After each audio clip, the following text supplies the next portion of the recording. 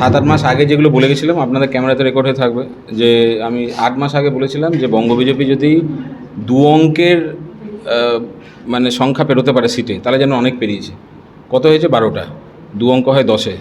তো 8 মাস আগে যে কথাগুলো বলে গেছিলাম সেগুলো তো অক্ষরে অক্ষরে মিলে যাচ্ছে। আর আপনাকে আমি 6টা লোকসভা কেন্দ্রের নাম অন ক্যামেরা বলে দিচ্ছি, যেখানে পুরনো বা আদি যারা বিজেপি তাদেরকে কোনো রকম যোগাযোগ করা হয়নি বা তারা মাঠেও নামেনি। তার মধ্যে হচ্ছে বোলপুর, বীরভূম, পূর্ব বর্ধমান, আসানসোল, বাঁকুড়া, যাদবপুর। কারণ যারা যে আন্দোলনটা বা যাদের জন্যে মানে আমি যেহেতু গিয়ে দেখেছিলাম 8-10টা কনস্টিটিউয়েন্সিতে, যে প্রচুর মানুষ যারা বহু আগে থেকে বিজেপি করে, এক কথায় আদি বিজেপি যারা এক কথায় বিজেপি অন্তপ্রাণ, মোদিজি অন্তপ্রাণ, সেই সমস্ত মানুষগুলো প্রত্যেকটা লোকসভাতে বিপুল পরিমাণে বসে রয়েছে বা বসেই রাখা হয়েছে। তো আজকে হারার পরে বহু মানুষ বহু কথা বলছে, ব্যাখ্যা দিচ্ছে, কারণ ব্যাখ্যা দিচ্ছে, কিন্তু এই কথাটা কেউ বলছে না যেটা আপনাকে আমি এই 6টা লোকসভা কেন্দ্রর নাম একদম স্পেসিফিক্যালি বলে দিলাম, যে এই জায়গার পুরনো মানুষগুলোকে যদি মাঠে নামানো যেত তাহলে হয়তো এই 6টা সিট বাঁচত। না নামানোর কারণ কি? না নামানোর কারণ এখানে লবিবাজি।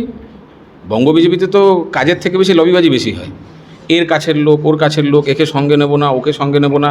সবাই এখানে ইয়েস ম্যান পছন্দ করে, কাজের হোক বা না হোক। আপনি কাছের মানুষ হলে এখানে পথ পাবেন। তো ফলে এই জন্য এই অবস্থা।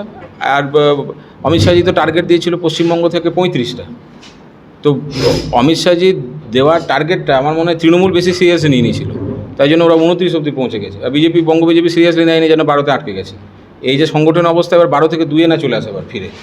নির্বাচনে যে বরাদ্দ অঙ্ক তা ব্যয় না করার অভিযোগ, তাহলে কি দুর্নীতি বঙ্গ বিজেপিতে? কি মনে সে দুর্নীতি আর পুরনো মানুষগুলোকে বসিয়ে রাখা, এই দুটো ইস্যু নিয়েই তো আমি আমার আন্দোলনটা শুরু করেছিলাম। তখন অনেকের হাতে ঘা লেগেছিলো যারা রাজ্য বিজেপি পরিচালনা করে, কারণ যেহেতু সত্যি কথাটা বেরিয়ে গেছিলো। তো আজকে ওই 8 মাস আগের বলে যাওয়া কথাগুলো যে হুবহু মিলে যাচ্ছে, কারণটা কি? আমি কারণটা সময় প্রমাণ করে দিয়েছে যে কারণগুলো বলেছিলাম সেগুলো হুবহু ঠিক। এক, দুর্নীতি।